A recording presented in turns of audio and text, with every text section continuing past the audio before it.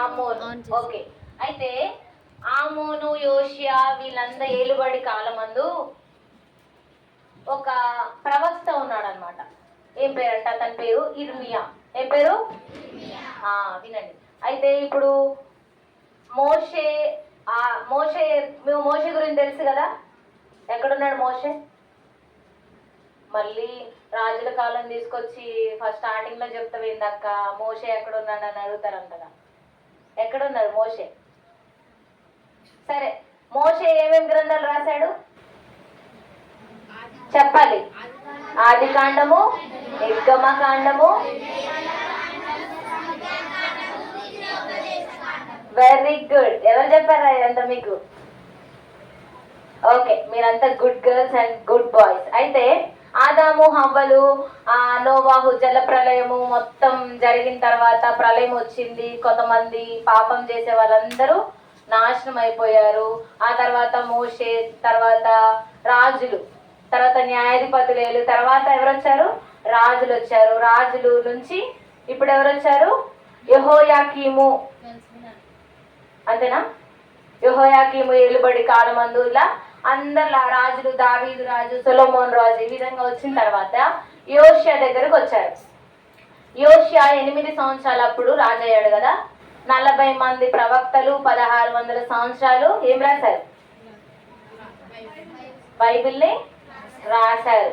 అయితే అందులో ఈ స్టోరీస్ అన్ని వీళ్ళిద్దరు ఎవరు నాన్న? ఆదాము హవ్వ. తర్వాత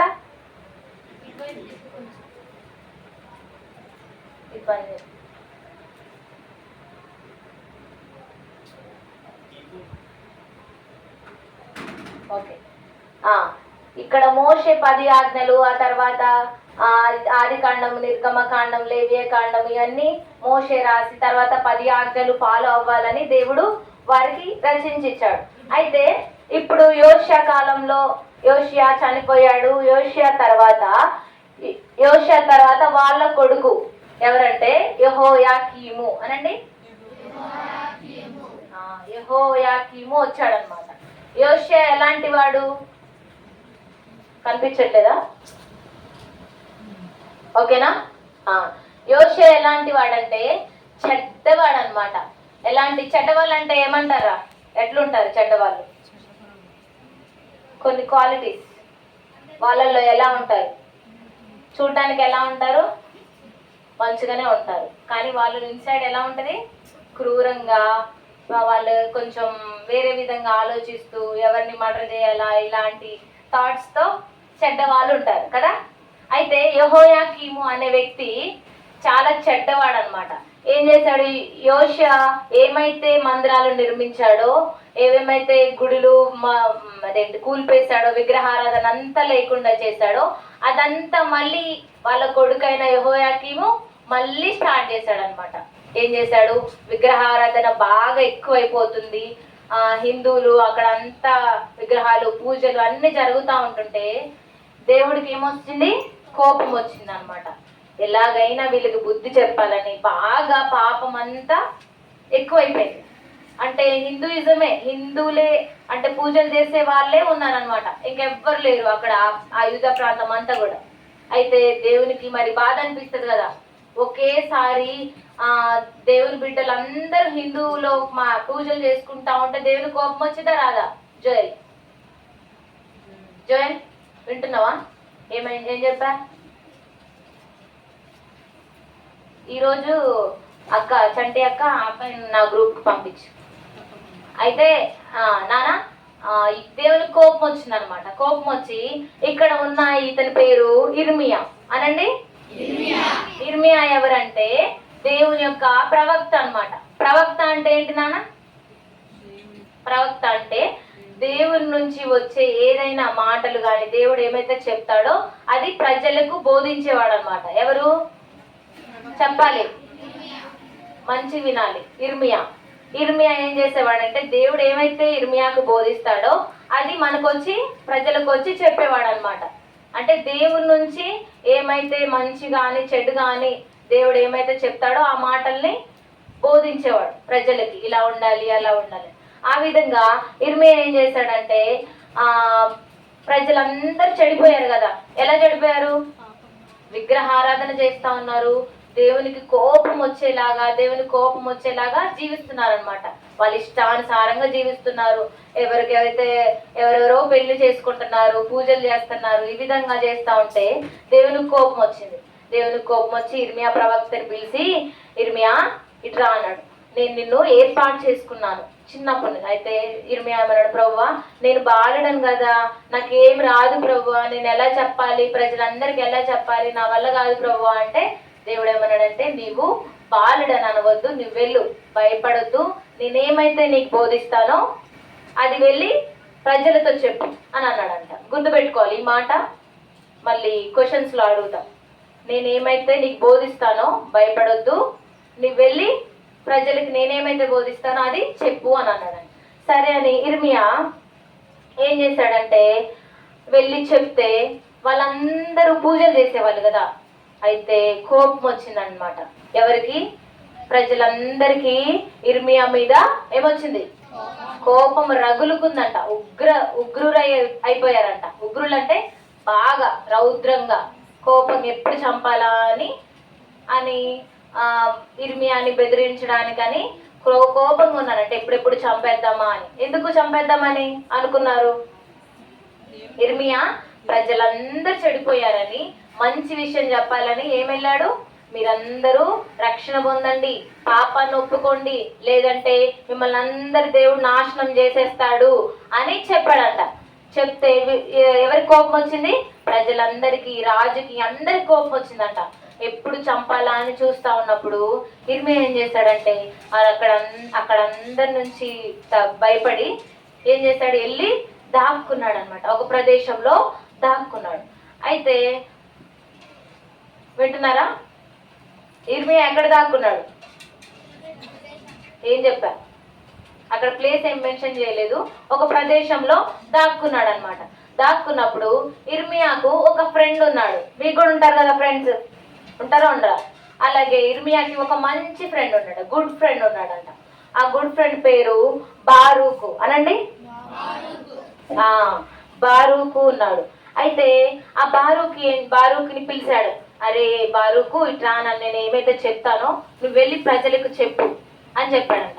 అయితే ఇర్మియా మీద అప్పటికే కోపంగా ఉన్నారు కదా. అయితే బారూకు ఏం చేశాడంటే ఏం చెప్పాలి అని అన్నాడు. బారూకు ఎవరంటే, ఇప్పుడు బైబిల్ లేని కాలంలో, నిన్న ఆంటీ చెప్పారు కదా, నిన్న బైబిల్ లేని కాలంలో ఏ విధమైన పుస్తకాల మీద రాసేవాళ్ళు, దేంట్లో రాసేవాళ్ళు వాక్యాల్ని చెప్పాలి. Not teachers, only students. చెప్పాలి. గ్రంథపు చుట్టలో రాసేవాడంట. అయితే బారూకు ఏం చేసేవాడంటే ప్రతులు రాసేవాడు. అంటే చిన్న చిన్నగా పేపర్లు, అది ఆ గ్రంథపు చుట్టలు ఉంటాయి కదా, వాటిలో రాసి ప్రజలకు వినిపించేవాడు అనమాట. అతనికి ఆ టాలెంట్ ఉంది. ఎవరికి? బారూకు అనండి. ఎవరైనా బారూకు ఎవరు? ఇర్మియా యొక్క ఫ్రెండ్ ఎవరు? బారూకు. బారూకు ఏం చేశాడంటే ఇర్మియా దగ్గరికి వచ్చి, ఇర్మియా ఏం చేశాడు, నేనేమైతే చెప్తానో అది నువ్వు రాయి, ఓకేనా అని ఏం చేశాడంటే బారూకు, నేను మౌనినై ఉంటున్నాను దేవుడు అన్న మాటలు ఎవరు చెప్పారు? ఇర్మియా బారూకు చెప్పాడు. బారూకు ఏం చేశాడంటే దాంట్లో రాస్తా ఉన్నాడు అనమాట.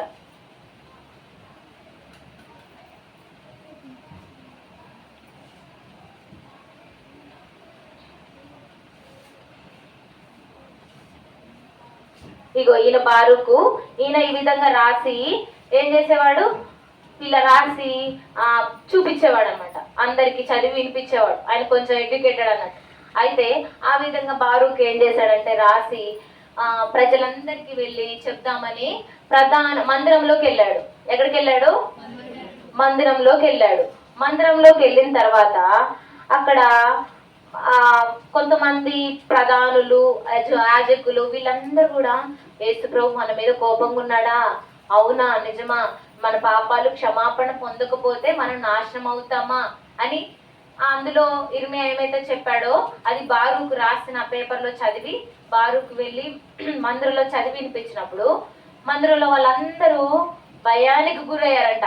ఎలా అంటే, వామ్మో దేవునికి ఇంత కోపం ఉందా మన మీద? మనం ఇంత విగ్రహారాధన చేస్తున్నామని దేవునికి ఇంత కోపం ఉందా అని అందరూ భయపడ్డారంట. అయితే అక్కడే ఉన్న ఒక అతను ఉన్నాడు. అతని పేరు ఏమి రాయబడలేదు కానీ యవ్వన శాస్త్రి అని ఉంది. అయితే షాఫాను మనవడైన యవ్వన శాస్త్రి అని, ఓకేనా? పేరు గుర్తుపెట్టుకోవాలి. షాఫాను మనవడైన అనండి, యవ్వన శాస్త్రి. ఆయన కూడా బారూకు చెప్పిన మాటలు విన్నాడనమాట. ఎవరు? యవ్వన శాస్త్రి. అంటే ఎంత ఏజ్ ఉంటది? సుమారుగా ఒక 18 to 20 years అట్లా 25 ఏజ్ గ్రూప్ లో ఉన్నాడు. అయితే అతను ఏం చేశాడంటే, నిజం అబ్బాయి ఆయన విన్నాడు, షాఫానుకు యవ్వన శాస్త్రి విన్నాడు. విని ఏం చేశాడు, అక్కడ ఉన్న వాళ్ళందరికీ చెప్తున్నాడు, అంకుల్ ఈ విధంగా దేవుని కోపము ఇలా మన మీద ఉందంట, ఒక అతను వచ్చి మనకి వాక్యం చెప్తున్నాడు అని చెప్పారు అని అక్కడ ఉన్న వాళ్ళందరికీ చెప్పాడనమాట. చెప్తే వాళ్ళు పెద్దలందరూ అన్నారు, ఒకసారి ఎవరో పిలుచుకొని రాపో అని చెప్పారట. ఎవరో అతను చెప్పిన ఎవరో పిలుచుకొని రాపో అని అన్నాడు. వెళ్ళి యవ్వన శాస్త్రి వెళ్ళి బారూకుని పిలిస్తే బారూకు వచ్చాడు.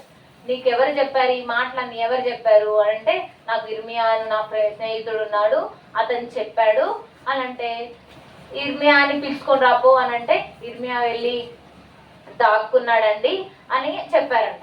అయితే ఆ ఇర్మియా కొంచెం సేపు అయిన తర్వాత కొంచెం సేపు ఒక 1/2 hour ఆ టైంలో వెళ్ళి బారూకు వెళ్ళి అతన్ని తీసుకొని వచ్చాడు. ఎక్కడికి? ప్రధాన యాజకులు ఆ టైం అక్కడికి తీసుకొని వచ్చారనమాట. ప్రధాన యాజకులు మందిరంలో ఉంటారు కదా, చర్చిలో ఎవరెవరు ఉంటారు? పాస్టర్స్, చర్చ్ మెంబర్స్ అందరూ ఉంటారు కదా, అక్కడికి తీసుకొని వచ్చాడనమాట. తీసుకొని వచ్చినప్పుడు ఇర్మియా ఏమంటున్నాడంటే, మీరందరూ ఆయన చెప్పింది నిజమే, దేవుని కోపం మీ మీద ఉంది, మీరు రక్షణ మారుమనసు పొందకపోతే మీరు చనిపోతారు అని చెప్పాడు. ఈ మాటలందరూ విన్నారు. విన్న తర్వాత ఇర్మియాని బారూక్ని మీరిద్దరు వెళ్ళి ఒక చోట దాక్కోండి, బయటికి కనపడొద్దు, మీరెక్కడ ఉంటున్నారో ఆ ప్రదేశం కూడా ఎవ్వరికి చెప్పొద్దు అని చెప్పి, ఆ ప్రధాన యాజకులు మిమ్మల్ని చంపేస్తారు రాజుగారు, మీరు వెళ్ళి దాక్కోండి అని చెప్పారంట. మళ్ళీ సేమ్ ప్లేస్కి వెళ్ళి దాక్కున్నారంట. ఆ ప్లేస్ ఎవ్వరికీ చెప్పలేదు. కొంచెం సేపు అయిన తర్వాత ఈ ప్రధాన యాజకులు మందిరంలో ఉండే వాళ్ళందరూ వెళ్ళి రాజు దగ్గరికి వెళ్ళారు. ఎక్కడికి వెళ్ళారు? రాజు దగ్గరికి వెళ్ళి, రాజా మాకు ఒక విన్నపం ఉంది, మేము చేసుకుందాం అనుకుంటున్నాం మీతో అంటే, రాజుగారు ఏమైంది అని అన్నాడు. అయితే ఇర్మియా ప్రవక్త ద్వారా మీకు ఒక వర్తమానం వచ్చింది, అది మీకు చదివించాలని ఆశపడుతున్నాం అని చెప్పారంట. అయితే రాజుగారు వాళ్ళ పని వాళ్ళలో ఒక ఆయన ఉంటాడు కదా, ఆయన పిలిచి సరే చదువు అని అన్నారంట.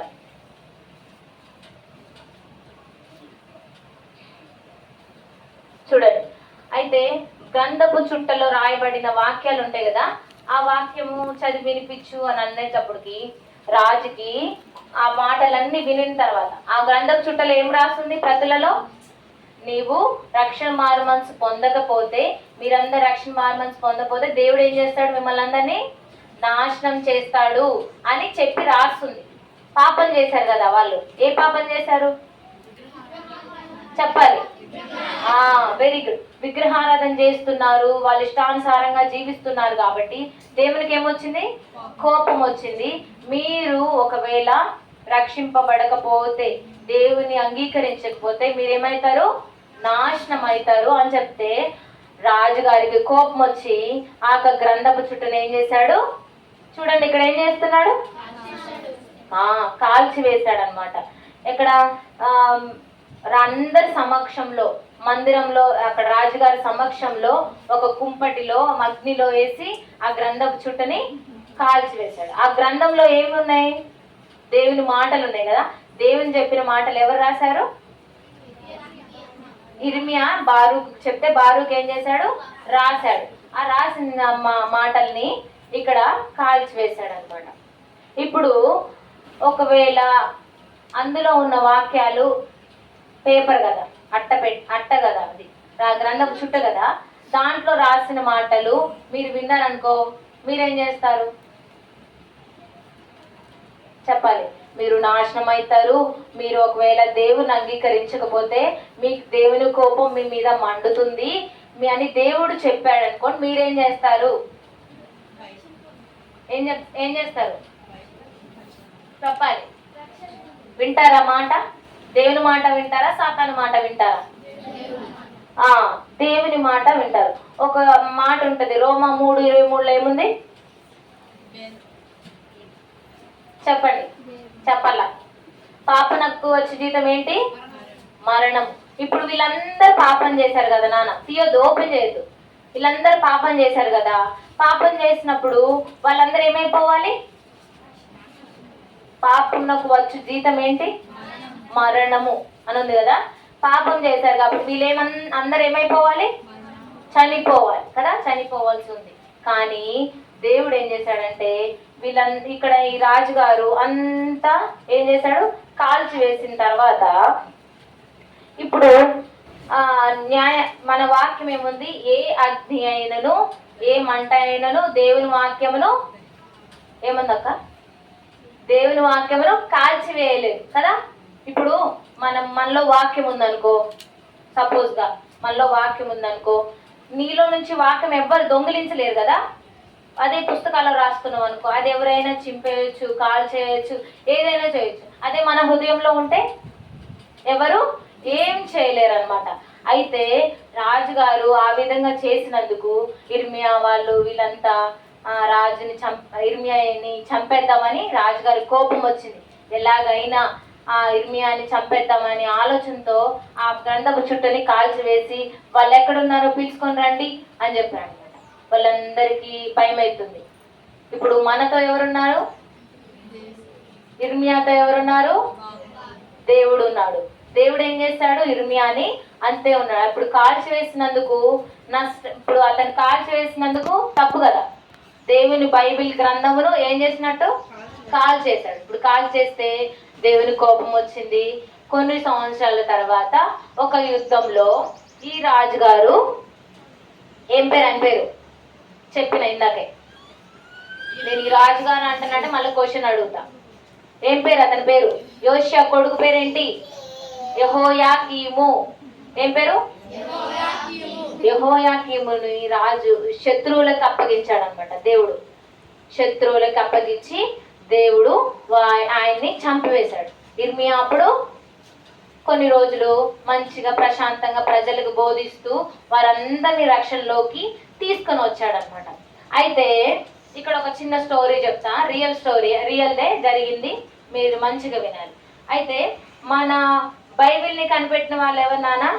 బైబిల్ని రాసింది ఎవరు? మీరు చదువుకున్నారా?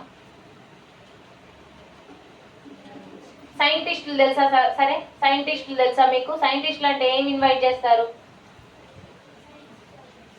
సైన్స్ అంటే సైన్స్, సైంటిస్టులు అంటే సైన్స్దే చేస్తారా? బల్బుని కనిపెట్టిన వాళ్ళు, లేదంటే కార్ని కనిపెట్టిన వాళ్ళు, వీళ్ళందరూ ఎవరు? ఏమంటారు వాళ్ళని? ఏదైనా కొత్తది ఇన్వెంటెడ్ చేస్తే దాన్ని ఏమంటారు? వాళ్ళు ఏమంటారు? సైంటిస్టులు అంటారు. అయితే నాన్న వినాలి. అయితే ఒక బైబిల్లో, ఒక బైబిల్ కాదు బయట నిజంగా జరిగిన సందేశం మనకు బైబిల్లో ఎలా వచ్చింది అనేది ఎలా అంటే, ఒక విలియం కేరీ అనే ఒక అతను ఉన్నాడు, విలియం టిండేల్. అతను ఒక దేశంలో ఉన్నాడు, ఓకేనా. అయితే అతనికి బాగా స్టడీ వచ్చు. ఆయన బైబిల్ చదవాలని ఆశతో గ్రంథపు చుట్టల్ని ప్రతిరోజు ఓపెన్ చేస్తూ చదివేవాడంట. కానీ ఒకటే గ్రంథపు చుట్ట ఉందన్నమాట. అది ఎక్కడ ఉంటుందంటే మందిరంలో ఉంది, ఓకేనా, వినాలి. మందిరంలో ఉంది. మందిరంలో ఉంటే మరి రోజు బైబిల్ చదవాలంటే డబ్బులు చెల్లించాలి. డబ్బులు చెల్లించి బైబిల్ చదువుకోనేవాళ్ళు. ఇప్పుడంటే మన చేతుల్లో, అందరి చేతుల్లో బైబిల్ ఉంది. కానీ అప్పట్లో ఒక్క బైబిల్ కూడా లేదనమాట. గ్రంథపు చుట్ట మాత్రమే ఉంది. అది కూడా చేతితో వ్రాసేవాళ్ళు, సిరా పెట్టి చేతితో గ్రంథంతో నీట్గా ఒక్కొక్క పేజీ అలా రాసేవాళ్ళంట. అది చాలా పెద్దగా ఉంటుంది. అంటే అందరి చేతితో రాస్తే ఎలా ఉంటుంది నాన్న? పెద్దగా ఉంటుంది కదా, దాన్ని మోయడం కష్టమైంది. అయితే ఆ టైంలో విలియం టిండేల్ అని అతను ఏం చేశాడంటే, బాగా చదువుకున్న అతను ఏం చేశాడంటే, నేను ఎలాగైనా బైబిల్ చదవాలి, నేను ఎలాగైనా దేవుని మాటలు నేర్చుకోవాలి అని చెప్పి మందిరానికి వెళ్ళి ఆయన ఒక పని చేసేవాడంట. వరి గడ్డి అని ఆ గడ్డి అమ్ముకొని ఆ పైసలతో ఏమైతే ఆయన దగ్గర డబ్బులు లేవు కాబట్టి ఆ వరి గడ్డిని తెచ్చి యాజకునికి ఇస్తే ఆయన మందిరంలో ఉన్న వాళ్ళు సరే చదువుకో అని చెప్పారంట. ఉదయం నుంచి సాయంత్రం దాకా చదువుకుంటానే ఉండేవాడంట బైబిల్. ప్రతిరోజు వెళ్ళి చదువుకుంటా ఉండేవాడంట. చదవాలంటే ఏం చేయాలి? డబ్బులు చెల్లించాలి. అతని దగ్గర డబ్బులు లేకపోయేసరికి అతనే వెళ్ళి ఒక ఏం చేసేవాడంటే వరి గడ్డి అమ్మి అది మందిరంలో పెట్టి నేను దీనికి బదులుగా బైబిల్ చదువుకుంటాను అని చెప్పి వెళ్ళి మందిరంలో బైబిల్ చదువుకునేవాడంట. ఆ విధంగా అతను ఏం చేశాడంటే ప్రతిరోజు బైబిల్ చదువుకుంటా ఉంటే అది ఏ భాషలో ఉండేదంటే అప్పట్లో లాటిన్ భాషలో ఉండేదన్నమాట. ఏ భాష? ఫస్ట్ ఏ భాషలో ఉండేది? లాటిన్ భాషలో ఉండేది. అప్పుడు బ్రిటిష్ వాళ్ళు ఉండేవాళ్ళు ఆ టైంలోనే. బ్రిటిష్ వాళ్ళు ఏం చేశారంటే ఆ లాటిన్ భాషలో ఉన్న బైబిల్ గ్రంథాన్ని, అది కూడా దేంతో రాసేవాళ్ళు? చేతితోనే ఇట్లా రాసేవాళ్ళు, సిరాతో. అయితే లాటిన్ భాషలో ఉన్న బైబిల్ని బ్రిటిషర్స్ ఏం చేశారంటే ఇంగ్లీష్లోకి అనువదించారనమాట. ఏ భాషలోకి? ఇంగ్లీష్లోకి వాళ్ళే కన్వర్ట్ చేసుకొని అనువదించారు. కానీ ఆ ఇంగ్లాండ్ దేశపు రాజు, బ్రిటిష్ రాజు ఒక్కడు మాత్రమే ఆ బైబిల్ని, ఒక్కటే బైబిల్ ఉండేది. ఆ బైబిల్ కూడా బ్రిటిష్ ఆయన దగ్గరే ఉండేది అనమాట. ఆయన ఏం చేశాడంటే ఆయన దగ్గర చాలా డబ్బులు ఉన్నాయి, కానీ ఏం చేసేవాడంటే నా దగ్గరే బైబిల్ ఉండాలి, నేను ఒక్కడనే బైబిల్ తెలుసుకోవాలి, ఎవ్వరు బైబిల్ తెలుసుకోవద్దు, అందరు కూడా నా దగ్గరికి వచ్చే బైబిల్ చదువుకోవాలి, నేను చెప్పిందే వినాలి అనే వేదంతో ఏం చేశాడంటే బైబిల్ కూడా ప్రింట్ చేయించేవాడు కాదంట. ఎవరైనా రాసినా కూడా వాళ్ళని కొరడాలతో కొట్టించేవాడంట, చంపించేవాడంట. అంత క్రూరంగా ఉన్నాడనమాట. అయితే ఈ విలియం టిండేల్ అతను ఏం చేశాడంటే రోజు ఈ విధంగా సీక్రెట్గా ఏం చేశాడంటే బైబిల్ అంతా రోజు వెళ్ళి చదువుకొని వచ్చాడు కదా, అప్పుడు ఏం చేశాడంటే ఒక్కొక్క వర్డ్ రాసుకుంటూ ఉండేవాడంట. అదే టైంలో ఒక చిన్న అబ్బాయి గూటన్బర్గ్ అనే ఉంటాడు. ఏం పేరు? గూటన్బర్గ్ అనండి, జాన్ గూటన్బర్గ్. అయితే అతన్ని ఫస్ట్ గూటన్బర్గ్ అనేవాళ్ళు, ఆ తర్వాత అతని పేరు జాన్ గూటన్బర్గ్ లాగా అయింది. ఓకే, గూటన్బర్గ్ అతను చిన్న బాలుడంట, ఒక 8 years 9 years బాబు ఏం చేశాడంటే ఒకరోజు ఈ పనులు చేసే టైంలో విలియం టిండేల్ దగ్గరకు వచ్చి విలియం కేరీ గారు వాక్యం చెప్తా ఉంటే బాగా వాక్యం చెప్పేవాడు. ఎక్కడ పని చేస్తే అక్కడ విలియం టిండేల్ గారు ఏం చేసేవాడంటే అందరికి సువార్త చెప్పేవాడంట. ఎంతో మంది అక్కడ ఇంగ్లాండ్ రాజు, బ్రిటిష్ రాజు కూడా అతన్ని చంపాలని చూశాడు. అయితే ఈయన ఏం చేశాడు? సీక్రెట్గా ఏం చేసేవాడు? బైబిల్ని తెలుగులోకి కానీ గ్రీకులోకి కానీ ఆ విధంగా భాషలోకి అనువదించాలని రాస్తా ఉండేవాడు అనమాట. అయితే ఒకరోజు ఏం జరిగిందంటే ఒక చిన్న ఏం పేరు చెప్పినా గూటన్బర్గ్ ఏం చేశాడంటే వాక్యం, విలియం టిండేల్ గారు వాక్యం చెప్తా ఉంటే విన్నాడు. వాక్యం ఏం చెప్తున్నాడంటే విలియం టిండేల్ గారు, ఈ చర్చిలో ఉన్న నాయకులందరికంటే కూడా దేవుడు ఈ చిన్న బాలుడిని ఎక్కువగా ఆశీర్వదిస్తాడు, ఎక్కువగా దేవుని సువార్త ప్రకటిస్తాడు అని చెప్పాడనమాట. ఎవరికి? అక్కడ ఉన్న ప్రజలందరూ చెప్పాడు. అదేంటి ఈ చిన్న బాలుడు దేవుని కంటే చర్చి వాళ్ళందరి నాయకుల కంటే ఎక్కువగా వాక్యం చెప్తాడా, అదేంటి ఈయన ఇలా చెప్తున్నాడు అనుకొని అందరు షాక్ అయ్యారంట. అయితే కొన్ని రోజులు అయిన తర్వాత ఈ గూటన్బర్గ్ ఏం చేశాడంటే ఒక మిషన్ కనుక్కున్నాడు, ప్రింటింగ్ మిషన్. ఏంటిది? ప్రింటింగ్ మిషన్ కనుక్కున్నాడు అనమాట. ప్రింటింగ్ మిషన్ కనుక్కున్న తర్వాత అతను ఏం చేశాడంటే ఇప్పుడు నేను ప్రింటింగ్ మిషన్ కనుగొన్నాను కాబట్టి దీంట్లో నేను బైబిల్ గ్రంథాన్ని ముద్రించాలి, ఫస్ట్ నేను అది ప్రింట్ చేయాలి అని ఆలోచనతో ఉన్నాడు అనమాట. అయితే ఈ గూటన్బర్గ్ ఏం చేశాడంటే దేవుని మాటలు నేర్చుకున్నాడు. ఏం చేశాడు? ఫస్ట్గా బైబిల్ గ్రంథాన్ని ముద్రించాలని, రాయాలని చెప్పి హీబ్రూ భాషలోకి రాశాడు. హీబ్రూ భాషలో బైబిల్ రాశాడంట. కొన్ని రోజులైన తర్వాత పాత నిబంధన రాయంగానే ఇంకా అటు నుంచి రాజుగారికి తెలిసింది ఈయన ఎలాగైనా చంపాలి అని అనుకున్నాడు. ఈయన సీక్రెట్గా దాక్కొని మళ్ళీ ఏం చేశాడంటే మళ్ళీ గ్రీకు భాషలో కూడా బైబిల్ని రాస్తూ ఉన్నాడు అనమాట. రాస్తూ ఉంటూ ప్రింట్ చేశాడు. ఆ విధంగా ప్రింట్ చేసి హీబ్రూ గ్రీకు భాషలో ప్రింట్ చేసి ఐరోపా దేశానికి వెళ్ళాడు అనమాట. ఐరోపా కంట్రీకి వెళ్ళాడు. అక్కడ దేవుని ప్రజలు చాలా మంది కూడా దేవుని బైబిల్ని చాలా మంది నాకు కావాలి అని అంటూ ఉంటే హెబ్రూ భాషలో, గ్రీకు భాషలో ఐరోపా దేశానికి వెళ్ళి అందరికి సువార్త ప్రకటించినప్పుడు ఐరోపా దేశంలో ఉన్న ప్రజలందరూ కూడా సంతోషించారంట. అమ్మో, ఇన్ని రోజులు నా దగ్గర బైబిల్ లేదు, ఇప్పుడు నాకు బైబిల్ వస్తుంది అని చెప్పి హీబ్రూ గ్రీకు భాషలో ఐరోపా దేశానికి వెళ్ళి వినాలన్నాడు. ఏ దేశం? ఐరోపా దేశానికి వెళ్ళి అక్కడ కూడా దేవుని సువార్త ప్రకటిస్తూ ఉన్నాడు అనమాట. ప్రకటించిన తర్వాత అక్కడ ఐరోపా దేశం అయిపోయిన తర్వాత ఇంగ్లాండ్ వచ్చాడు. ఇంగ్లాండ్ దేశం వచ్చాడు. ఇంగ్లాండ్ రాజు మంచిగా ఉండేవాడు కాదనమాట. ఎవరైతే దేవుని ప్రజలు ఉన్నారో వాళ్ళందరినీ చంపేయాలనే ఆలోచనతో ఉన్నాడు. కొన్ని బైబిల్ అన్నీ ఏమైతే రాశాడో విలియం టిండెల్ గారు ఏమైతే రాశాడో ఆ బైబిల్ సగం బైబిల్ అన్ని కాల్ చేశాడంట. మిగతా బైబిల్ ఒకటే ఉంది. ఆ బైబిల్ కూడా తన దగ్గరే ఉంచుకున్నాడు అనమాట. అయితే ఫొటోస్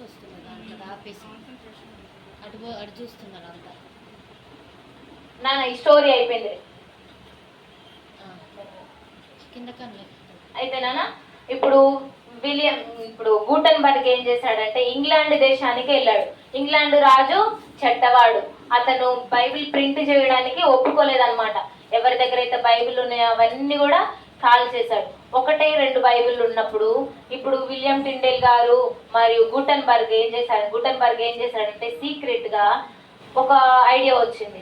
ఎలాగైనా ఈ బైబిల్ని వేరే దేశానికి ట్రాన్స్పోర్ట్ చేయాలి అని చెప్పి ఇంగ్లాండ్ దేశానికి పంపించి అక్కడ ఉన్న వాళ్ళకి సువార్త ప్రకటించాలి అనే విధంగా అనుకున్నారంట. మన ఇండియాకి ఎలా వచ్చిందంటే ఇంగ్లాండ్ దేశంలో ఉన్న రాజు చెడ్డవాడు అని చెప్పే కదా, ఆ చెడ్డదైన రాజు వద్ద ఒక బైబిల్ ఉంది. ఆ బైబిల్లో ఉన్న మాటలు ప్రింట్ చేయడానికి మళ్ళీ గూటన్బర్గ్ గారు ఏం చేశారంటే వెళ్ళి నేను ఎలాగైనా బైబిల్ని ప్రింట్ చేసి భారతదేశంలో ఉన్న ప్రజలందరికీ నేను అందజేయాలి అని ఎలాగైనా వెళ్ళాలి అని చెప్పి